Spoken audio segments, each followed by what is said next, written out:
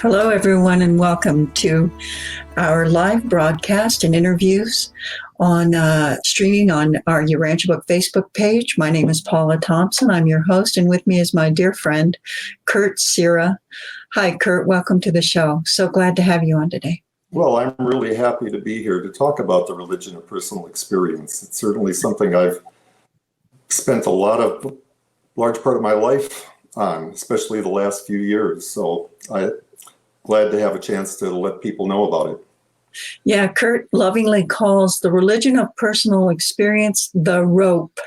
And the rope, I think it was a few years back, we were at a summer study session in Chicago, and we were talking about it, and you were so excited to tell me all about, your work on the rope. And I think I shared with you then that I thought in earnest what the religion of the Urantia book is. We talk about the religion of Jesus versus the religion about Jesus.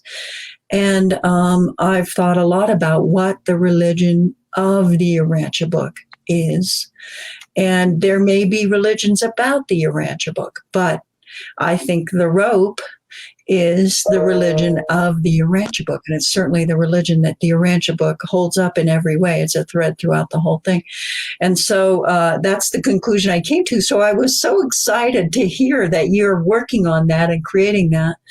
And you gave it that name. Now, we know Jesus called it the religion of personal spiritual experience, but the rope works much better because it's the same thing, the religion of personal experience. And I was years ago. I kind of came up with the acronym as I just had this voice in my head, which wasn't really a voice, but I just had this instinct that as I was going through the Urantia book, and I was going through it quite often because I was listening to it in my car when I was commuting. So I was going through the book like every 5 months, and I just kept doing that. And as I was going about the 10th time through, something said, look for an acronym about religion, because I'd always been interested in what the Urantia book had to say about religion. From when I first picked it up, it was like the religion papers that just drew me in. And the first one I found the religion of living experience. And I thought, that's pretty good. That was role. Well, religion plays a role in my life, doesn't it? Yeah. That's a good one. I like that one too. It wasn't bad. And I found the religion of spiritual experience. I thought, Rose, that's kind of nice. It kind of, religion blossoms. Yeah. But I wasn't quite satisfied. And then one day I was on paper 196, just finishing the book up. And in 196 to paragraph 6, it says, Jesus founded the religion of personal experience in doing God's will and serving the human brotherhood. And it was like, rope. And actually, my first instinct was, that's not so good. It's kind of like people are going to think, I'm being hung, I'm being tied up, I'm roped in, restricted. Right. But as I thought more about it, I realized it really was a pretty good symbol, that it had to do what ropes do. They connect us to things. Right. And they rescue us too, right? Oh, that is definitely one of the aspects of it. And as I thought more and more about it, I started realizing that there were all kinds of images that I could imagine with ropes that really did apply to the religion of spiritual experience, the religion of personal experience that was the religion of Jesus. And I found that I could actually begin to talk to people about religion and our connection with God in terms of connection with ropes. And ropes are a real easy thing for people to understand. It has a real advantage in that there's no religion that has the rope as a symbol. So there's no prejudice against it. Right. It's just it's kind of a symbol that people can understand without having a prejudice. And it's something that we're all familiar with. We all know about using ropes and what they do. Well, So, you especially do as an architect, right? I mean, as a builder, you would especially appreciate the value of rope yeah, and but how it's been used over centuries as a and symbol. also it had to do with the way that I think as an architect. It's that architecture is putting in symbols on paper that represent something that's going to become this three-dimensional thing that people can use. It's like language, and so symbology was something I've find myself fairly easy to slip into. Right. Yeah, beautiful. Yeah. Well, there's so many things that come to my mind about the religion of personal experience, and there's so many things I want to ask you, but maybe you can give us just a brief background of your own history with the Urantia book. I mentioned you're an architect, but you've been reading the book for over 40 years, I'm sure, close to it, right? Almost 50. It'll be 50 Almost 50 in now. February. Yeah, wow. I found the book when I was 19. Now I'll back up a little bit and tell a little bit of my story, because it has to do, I've had this journey that it's been kind of varied, but religion has always played a real role in my life. You know, I grew up in northern Wisconsin. I'm living in Wisconsin now. I just moved back here from spending 20 years in purgatory in Florida. The heat there was just so much. And my family is still here, so I moved back to Wisconsin. But I grew up in a little town out in the country in northern Wisconsin, out in the woods. Wow. And I belonged to, my family there was one thing in town. There's like one little store, 5 bars, and the church. And the church was the Catholic Church. It was called St. Kunigunda of Poland Catholic Church. So it was about as fundamentalist a Catholic church as you can imagine, the hellfire and brimstone version. And I was the oldest of 6, and my family life wasn't that great. My father was an alcoholic, so that it was, you know, unfortunately he was a mean alcoholic, so that he would get very angry. He'd beat us.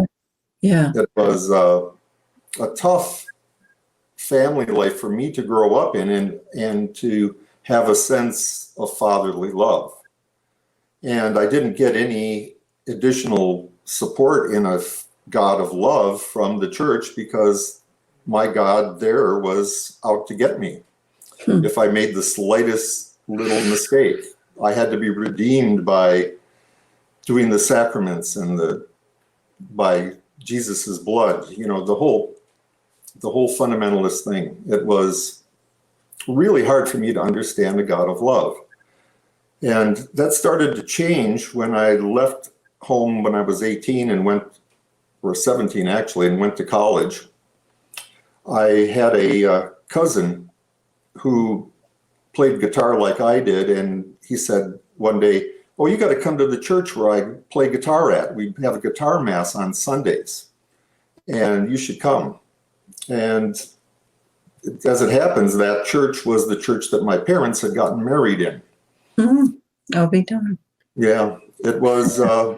Anyway, what happened is that this was the most, I tell people about it that are Catholic and they kind of go, "What?" It was an experimental mass, a liturgy that was put together by a priest who was trying to appeal to the young people, the hippies that were hanging out in the area where the church was. That area of Milwaukee was where the hippies were, and we were kind of hippie wannabes. And they started this liturgy that had guitar music as one thing, and we did Bob Dylan and Joni Mitchell songs and Judy Collins and you name it. We were pulling music from everywhere. But the thing that made that mass really unusual was that the it was always put together by a liturgy committee, and you could join the liturgy committee just by saying you wanted to be on it.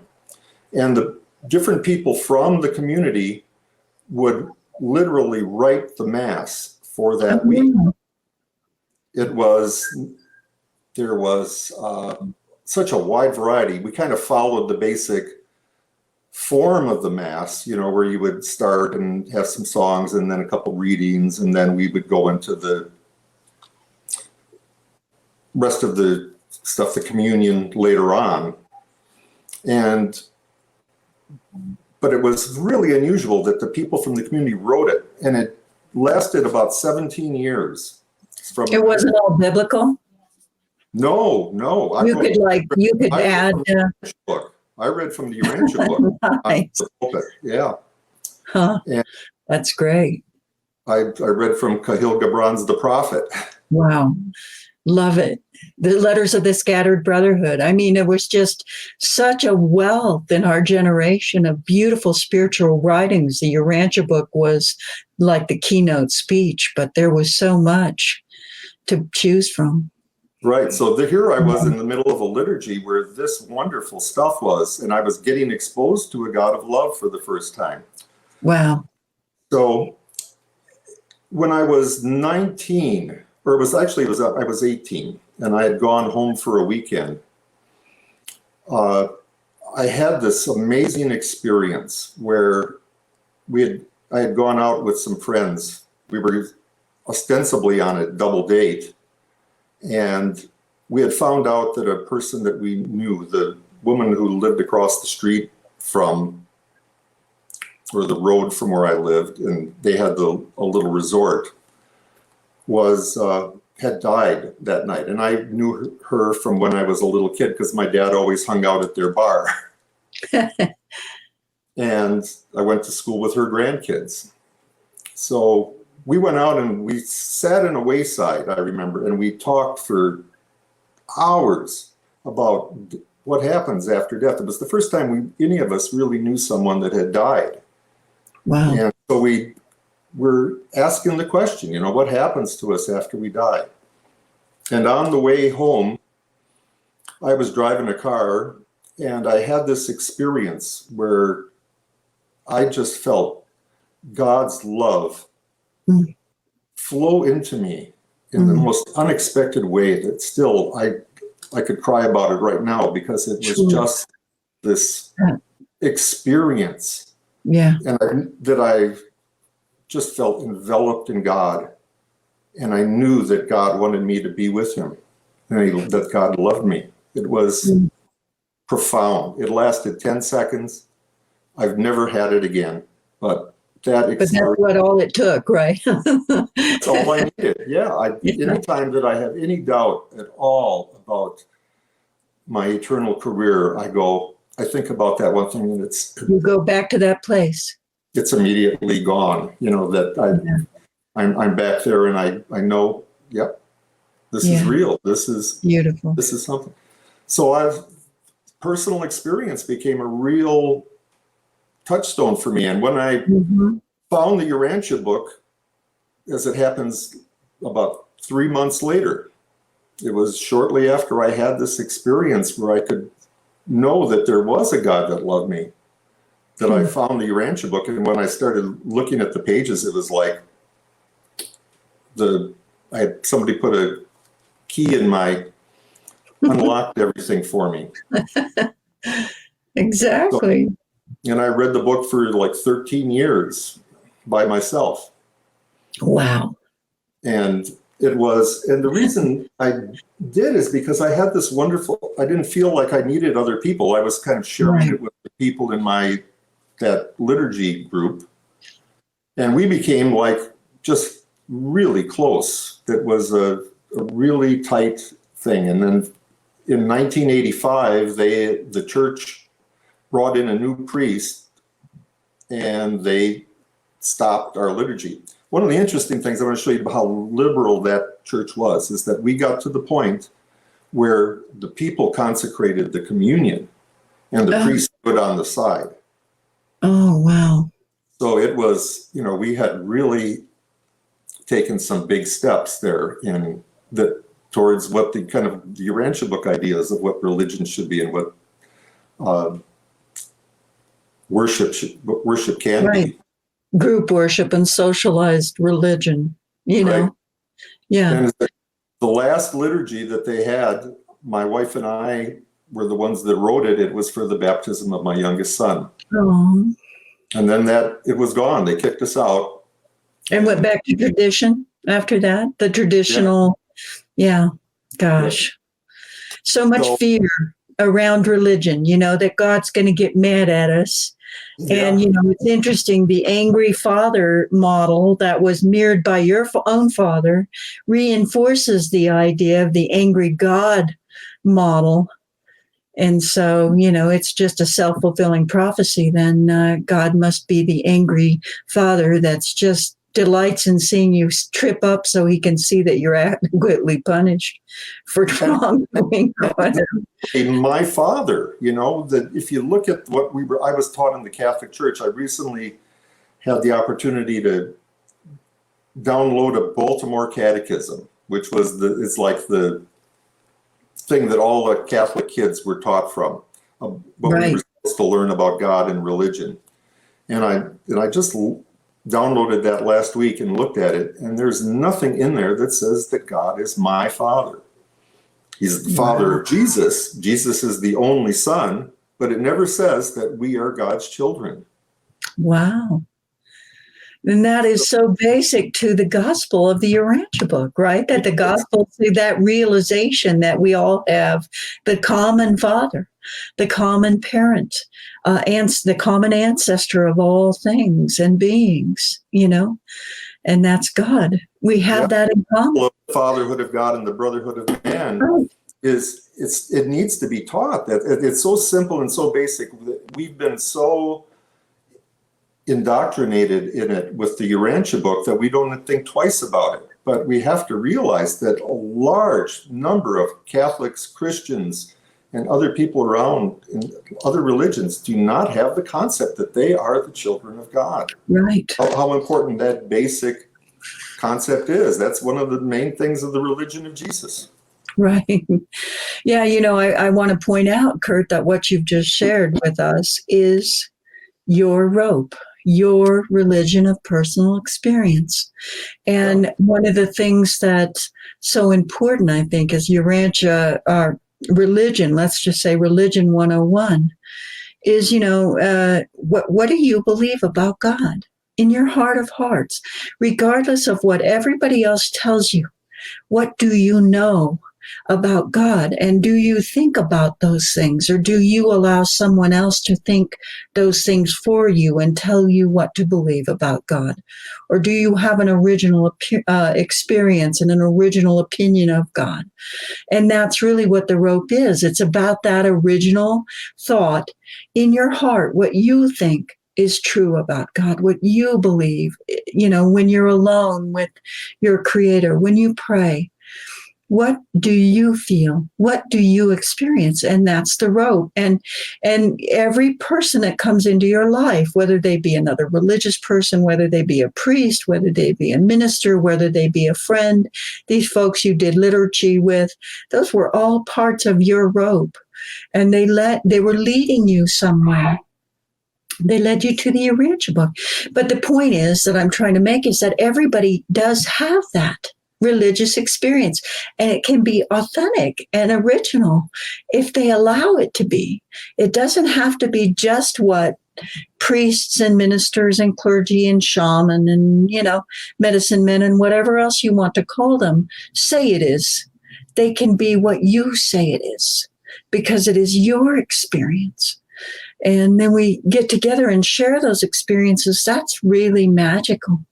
I mean, I love hearing about your religious experience as a child and growing up and what you learned, you know, and what you experienced. I mean, I've had similar experiences where, you know, I found God and I found him. I found the God of my dreams because I refused to quit looking for him. And I refused to accept the negative things that people told me about God. That wasn't the God I knew in my heart. And I refuse to believe that. So that's the beauty of having the courage to grab onto the rope, and just go. There's so much I could say that's like, one of the things that I've struggled with over the years was how we've got this religion of personal experience. How would we define it? Is there a creed for the rope? They kind of warn us that we should not put any creedal pressure on the religion of Jesus would not put any creedal pressure on people. So how would I define the religion of personal experience? Years ago, I did at a Florida conference, I did a presentation about the rope, and then I had a workshop in the afternoon where the idea was that we'd have people kind of help us define what the religion of personal experience is. Let's write a creed for the rope. It's almost an antithesis in a way of the rope. It started out really good. It's like, okay, we've got God as our father. Everyone else is our brother. We start, we love and serve our brothers and sisters. And then we started adding more things on, like, that we go to the mansion worlds and that there's, an endless career ahead of us and all kinds of things like that were started getting more and more away from a kind of a real core. And it ended up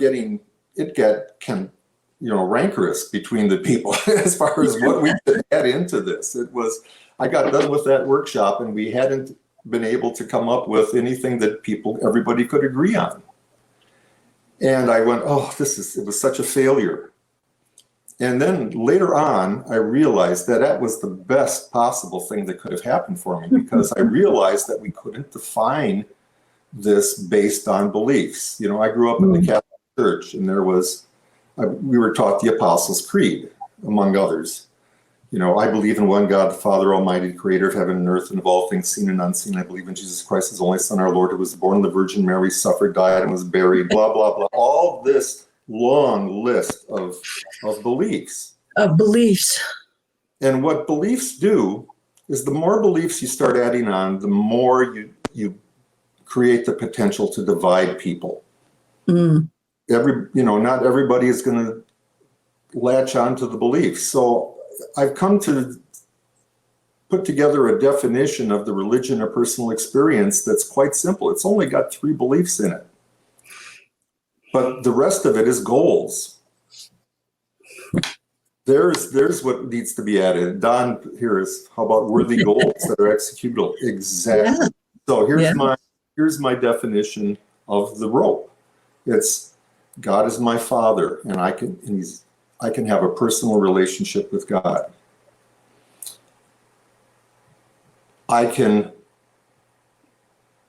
Everyone else is my brother and sister. Pretty simple. And the third one is, and it took me a while to even come to add this one in, but I think it's essential. It's that if I do God's will, then I can eternally partner with God. So that eternal life is a part of the belief. It's an essential belief. It has to be there, according to the book. The rest of it becomes goals. What's my goal? My goal is to come to know God. My goal is to become like God. My goal is to serve my brothers and sisters as I think God would serve them. You start adding these goals. Now, what have we got? We've got a simple religion with 3 beliefs and some goals. And it's almost, I can hardly think of any religionist that believes in a personal God and an afterlife that couldn't subscribe to become a member of that religion. It's the heart. So let me ask you this, Kurt. That's your rope, right? That's your personal creed. And are you saying then that everybody could make up their own personal creed. It could have 3 or more core values or beliefs that they adhere to themselves as a goal within their own heart, within their own spirit to achieve. Then they don't necessarily have to have yours. They could take yours as an, and build on that or not, or, revise it or say the universe is my, creative source. And, they can use terminology that's meaningful to them to create a rope that they can hang on to. That's, a worthy religious goal for them. And that's fine, right? That's okay. That's what we want. That's exactly what I'm saying. It's that the rope is the least common denominator religion. Right. True religion. True religion. And you can graft onto the rope whatever other beliefs you want. You can add all kinds of stuff on. It's just the core that stays the same. Everyone else. But it's your rope. That's the point. It's your rope. It doesn't have to be. Your rope. It's like the core that you've got there, and then everything else that you build from your own experience and your own ideas gets added onto it, and then that's the personal one. The one that those 3 beliefs and a couple of goals are the things that we share. All of them share. If it's a true religion. And then anything else can be added onto that. You're right. I love that. And that's, I think it becomes a personal creed then. And, it's what you find that gets you there. It's what makes sense to you. Mm-hmm. And that what you can hold on to then. Hence the rope. It's what you can hold on to, what pulls you forward and tethers you to the reality, the great reality, whatever you conceive that to be. I think of the Big Blue Book. We decided to surrender our lives to God, whatever we conceive that to be. Or the Desiderata that says, therefore be at peace with the universe, and at peace with God, whatever you conceive God to be. It's the higher, it's the power greater than ourselves, the divine light that lights us all. Yeah. Paula, the one I see the religion of personal experience as being a perfect religion for the people that are commonly called the nuns now. Spiritual, but not religious. Right. It's has just the absolute core beliefs that we need, but it allows them to then build their own personal relationship with God, because that's what it's all about. It's about connecting to God. And after that's done, God will take us to wherever he's got planned. And for each of us, it's different, right? Because we're all different. I mean, I think as we were chatting a little bit earlier, I mentioned 2 discourses from Jesus in the Urantia book. One is the discourse on true religion, and the second one is the second discourse on religion. And in the second discourse, he says to his apostles, and to me, when I first read this, I was like absolutely thrilled beyond measure to think that Jesus said this. To think that the Master himself said, I've called you out of the darkness and lethargy of tradition into the transcendent light of discovering for yourself the possibility of making the greatest discovery your soul can make. And that is to find God in yourself, of yourself, and for yourself. And to do all of this as a fact of your own personal experience.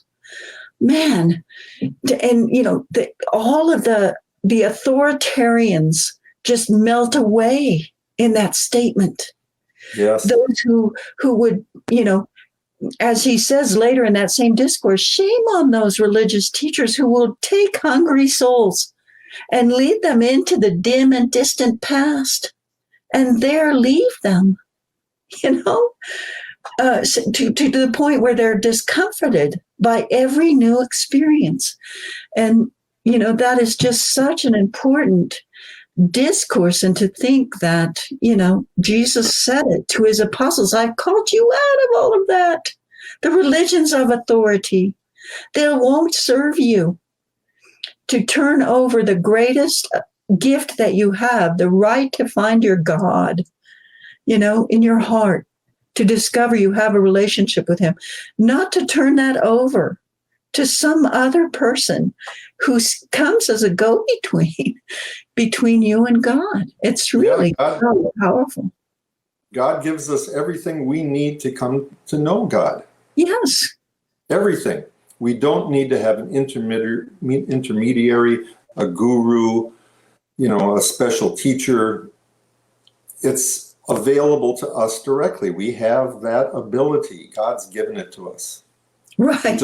We have to exercise it.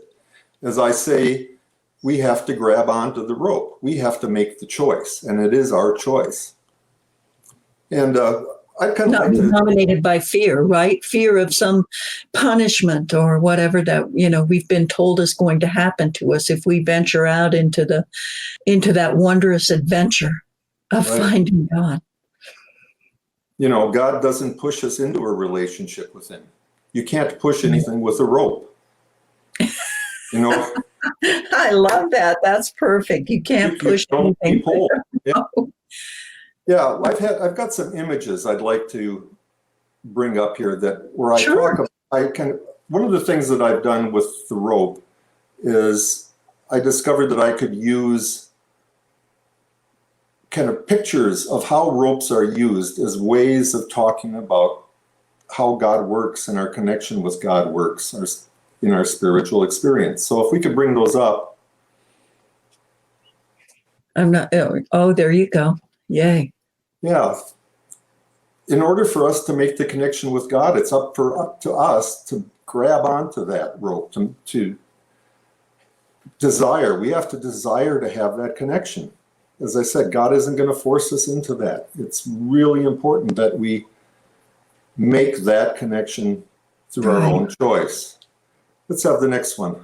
That rope is sturdy too, isn't it? It looks very sturdy. There you go. Here we got ropes. Everybody's got a different rope. I wish I had more variety here, but there could be, different colors, different kinds, different strengths, ways of putting it together, different thicknesses. Some of ours are strong, some of them are kind of weak. Some might just be a thread. Let's do the next one. Sometimes things happen that test our ropes, put stress and strain on them. The thing with the rope is that you can always tie it back together again. Right. It's like our faith. It tests our faith. Yeah. And we can also rely on other people. When ours starts to break, other people can use theirs to hold us together while we, put a knot back in ours and make that connection again. Throw us a lifeline. Yeah. Next. This is something I used to do. I actually used to have this sailboat exactly. Wow. And it kind of taught me something that really applies to this religion. The ropes on the boat are used to control the sails. And what is that doing? It's harnessing the invisible power of the wind.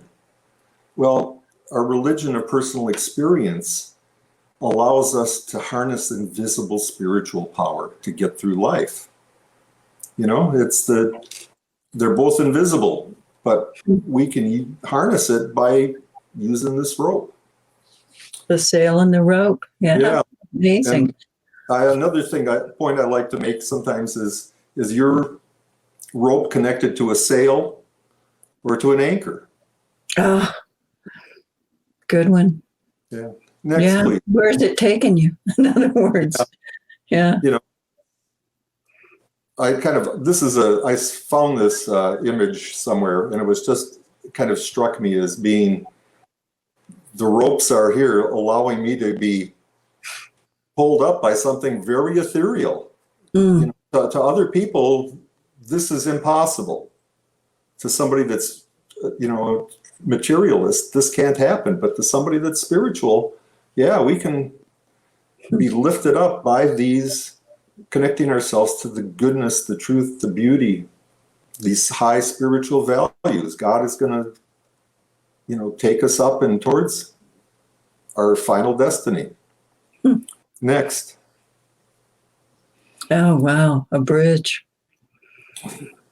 This is the religion of personal experience is our bridge to the mansion worlds. It's what gets us there. It's our connection with God and the soul that we build through all of our years here are like all the strands that make up that bridge that'll take us on.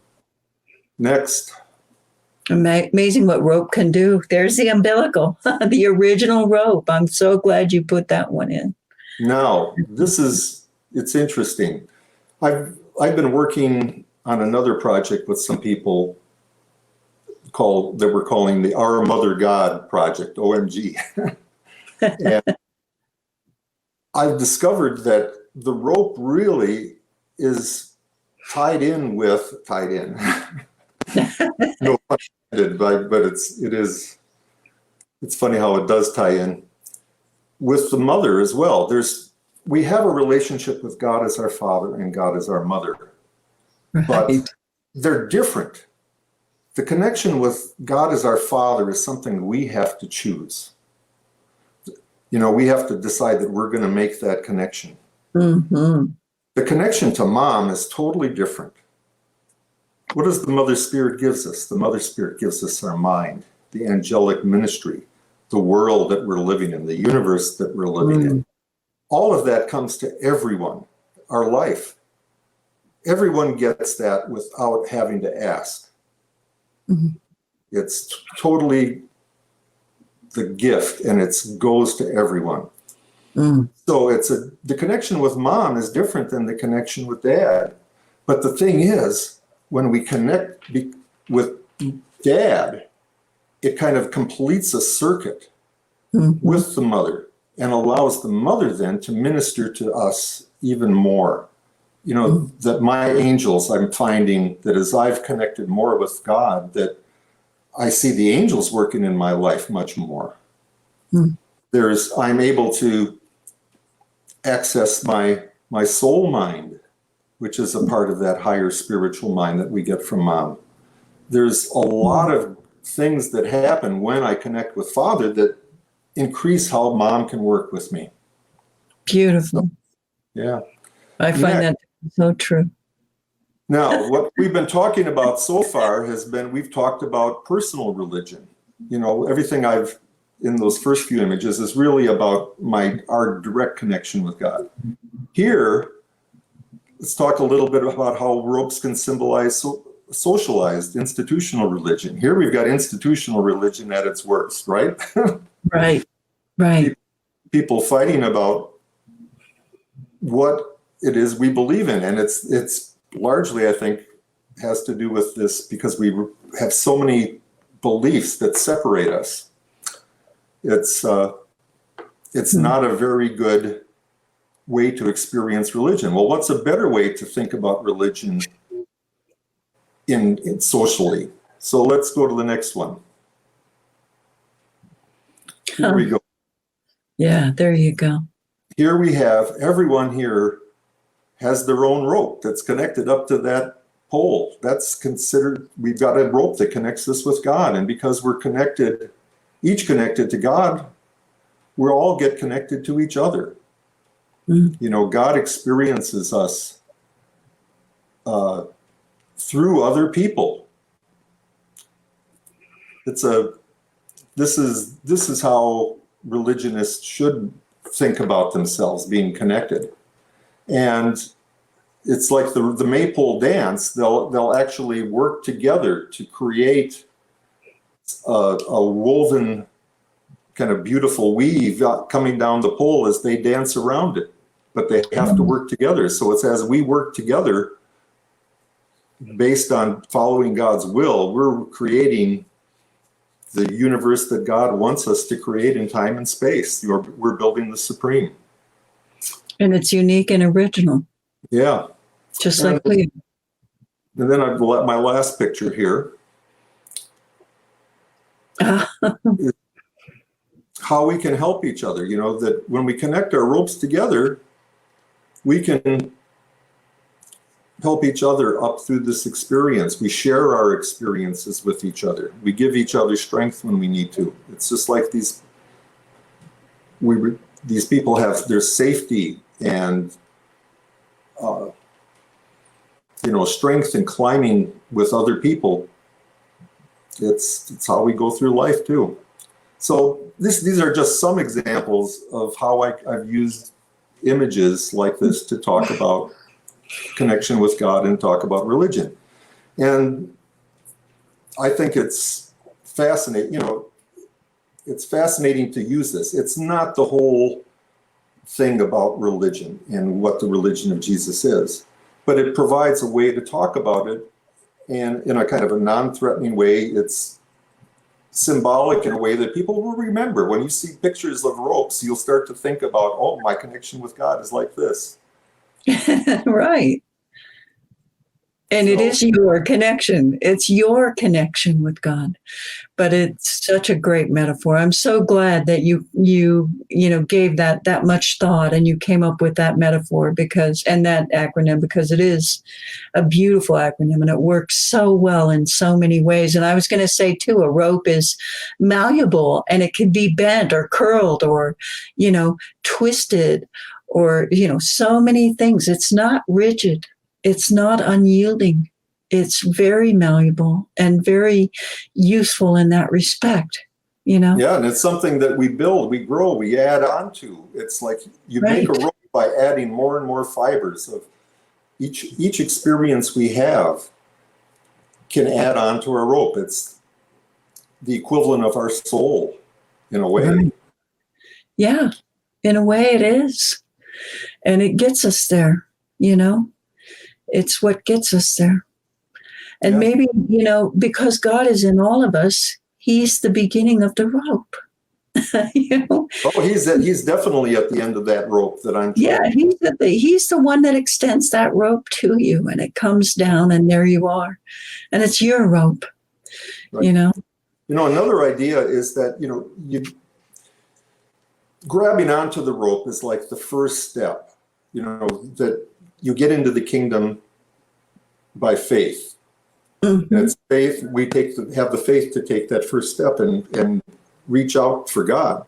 But if you're going to make progress in the kingdom, it requires that we begin climbing, that we start bearing fruit, the fruits of the Spirit.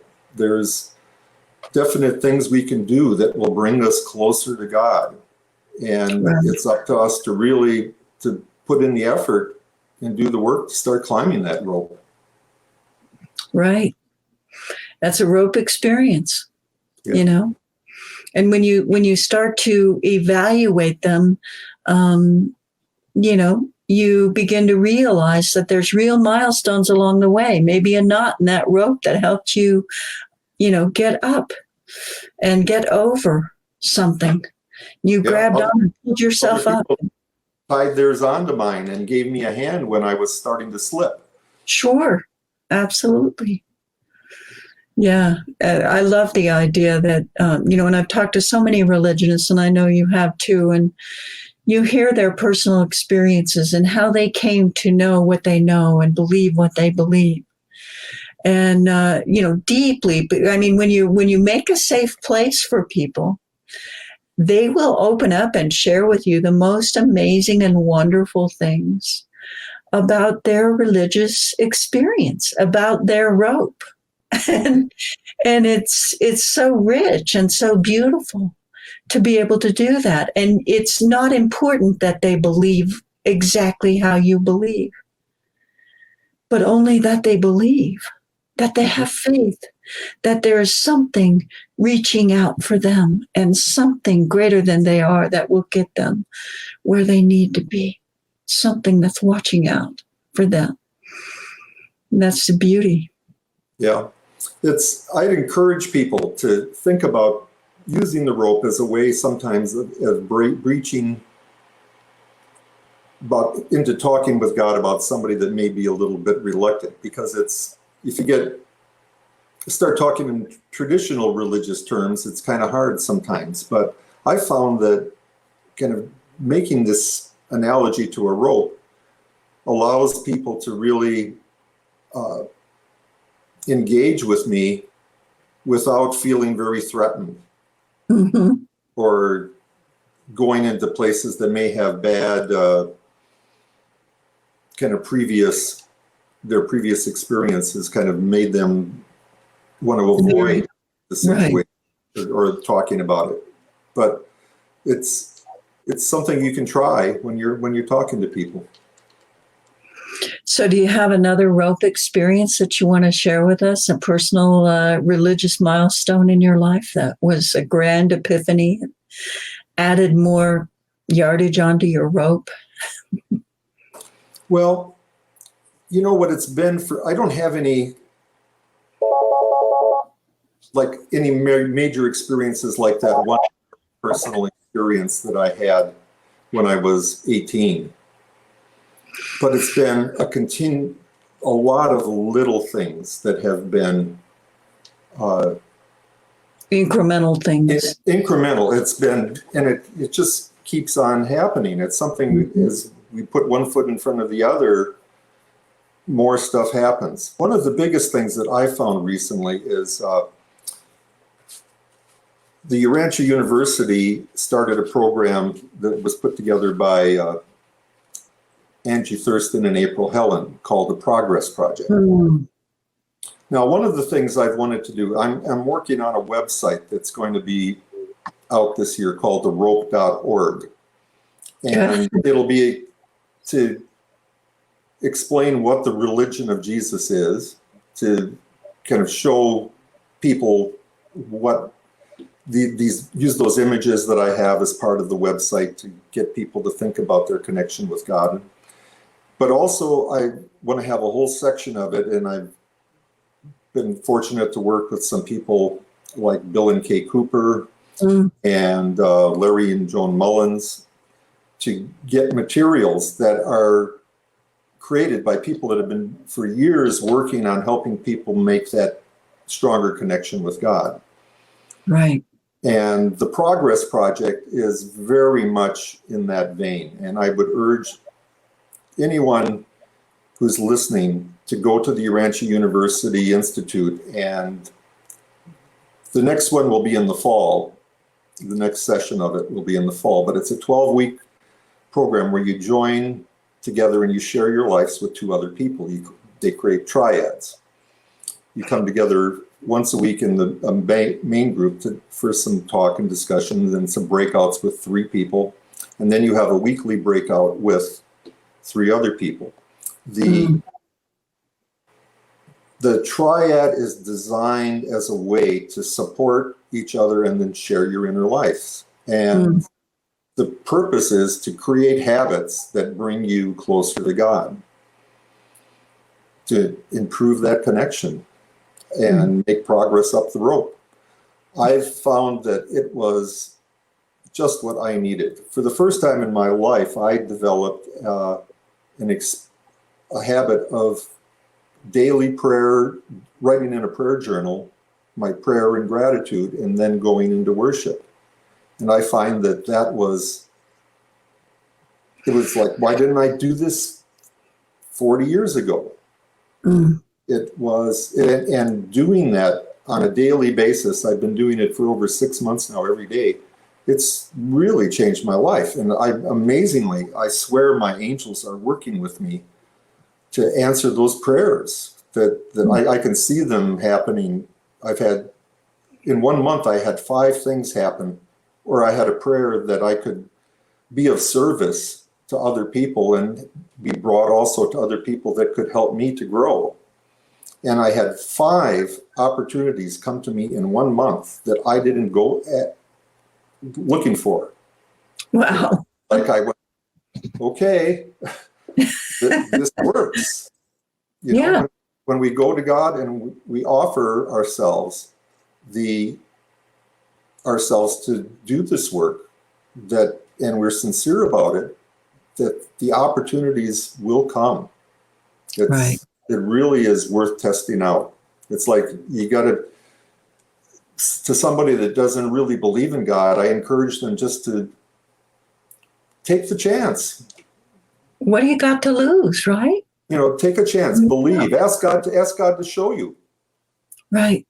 Because I believe that if you really sincerely want to find out if God is real and you ask, God isn't going to not answer us, right? Well, you and I know that. Yeah.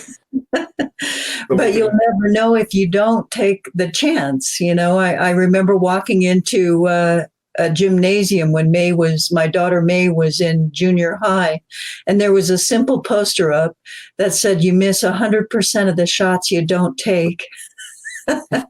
And so it's true. What do you have to lose by just getting quiet for a moment and asking for guidance and wisdom from the greatest source of those things in the universe, Right. We really need to share this with other people. That's right. The kind of the thing that the Urantia movement, I think, is finally coming around to, where we're discovering that we have to be somewhat evangelical about the religion of Jesus. We need to share it with other people because we've got it. The kind of an interesting study I did once was just looking at the words that are used in the Bible and the Urantia book: religion, personal, and experience. Those three words. Religion occurs 1,126 times in the Urantia book. It's the 27th most common word. Personal is 1,151. It's the 26th most common. Wow. And experience appears 1,336 times. And it's the 20th most common word in the book. So it's very prominent. It's right up there in the book. And it's there from the foreword all the way to the very last paper.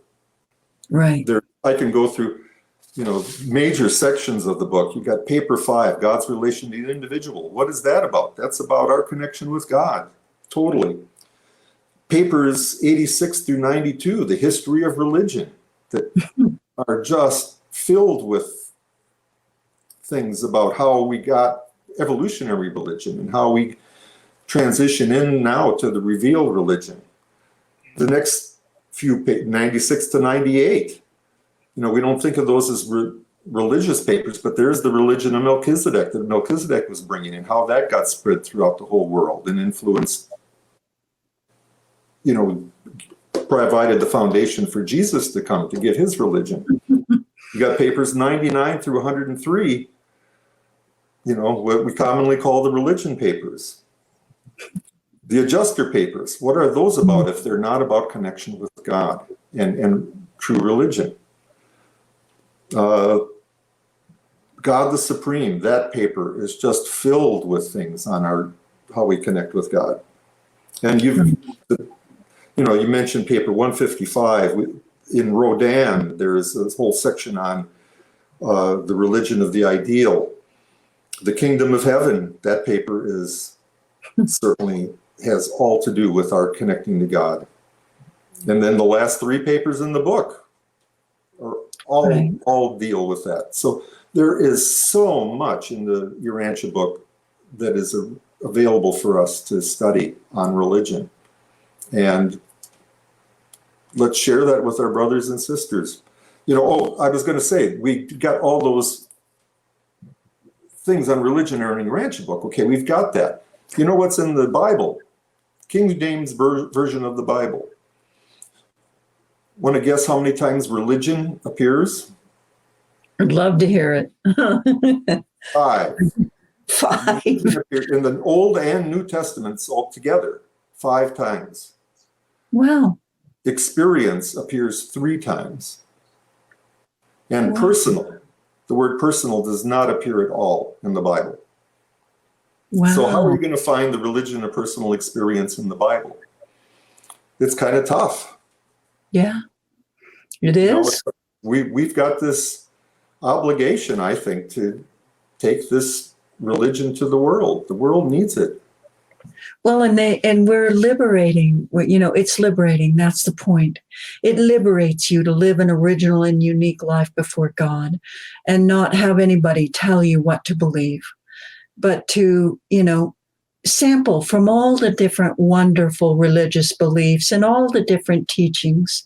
There's so many, and they all, it's like the Urantia book says, we would do better to borrow than to denounce, because all religions contain truth, and to borrow the best in them, so that we can build onto our rope with that if it works for us. You mentioned Khalil Gibran. I said the Letters of the Scattered Brotherhood, and I noticed our friend Trudy Cooper is posting little snippets from Letters of the Scattered Brotherhood on Facebook every day. I love that, because there is so much, because God lives in all of us, and that's the point. That's what makes us sacred beings, and that's what makes life sacred. If we know that, and whatever gets us to that point, where we're living in that sacredness, we're living in that place of truth and beauty and goodness. Yeah, my hope for the rope is that it becomes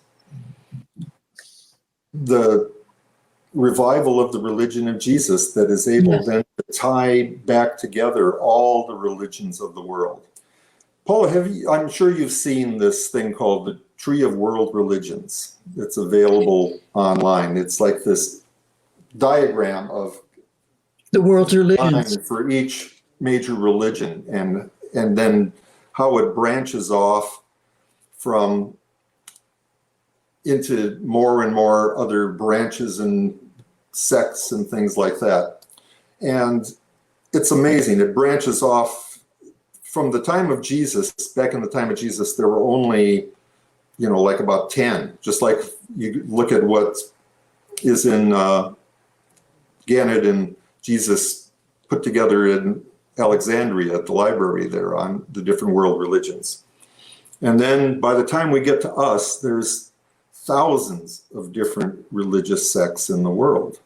And I spent some time studying that, and I discovered that I looked and looked and looked, and I could only find one religion where it split off from a one religion split and came back together again. Oh, wow. Out of thousands, I found one. So it's a challenge for you if you ever look at that to find the one. Okay. Came back together. Came back together, yeah. I think that the rope is the religion that will bring the world back together again. I really do. Right. I think that it'll bring unite religionists. We'll still have many different ways of believing, but we'll all understand that there is this common core of true religion that's at the heart of all real religions. Yes. And, I know that I'm glad I had the chance to talk about this, to share today, because I want to get other people excited about this. I think that the rope is an appropriate symbol that we can use to talk about the religion of Jesus with other people. And I think that it's not going to happen in my lifetime, but I want to, at least while I'm still here, I feel my task has been to try and seed this idea in people, and that other people will grab onto it and take that rope and run with their own and take it where it leads us. There you go. Us all back together in that one loving realization that we're all God's children on this earth, and we need to love and serve each other. If anybody has more questions and would like to contact you about the rope, is there some way they can do that, Kurt? Yeah, for right now, they can just use my email address, and that is kurtcira@aol.com. So, and Cira is spelled with a C, C-I-R-A, right? Right. K-U-R-T. It's on the screen right now. Yeah. Okay, good. There it is. Perfect. I'm still one of those guys. I've had the same email address for 32 years. Me too. Mine is You Books or Us. Yeah. AOL.com. I was working for Jesusonian, so I wanted something that people could maybe easily remember, Urantia book readers.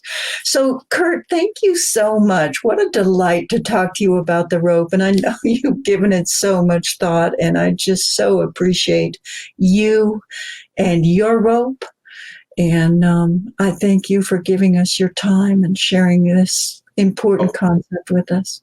Thank you, Paula. And you're such a lovely soul. It's so easy to talk about stuff like this with you. You know, it's like we share this for our own mutual edification, right? That's it. That's why we do it. And boy, is that satisfying. It is. Few things more satisfying than that. So thank you, brother. Okay. God bless you. Thank you. Appreciate it. Bye-bye. Bye for now.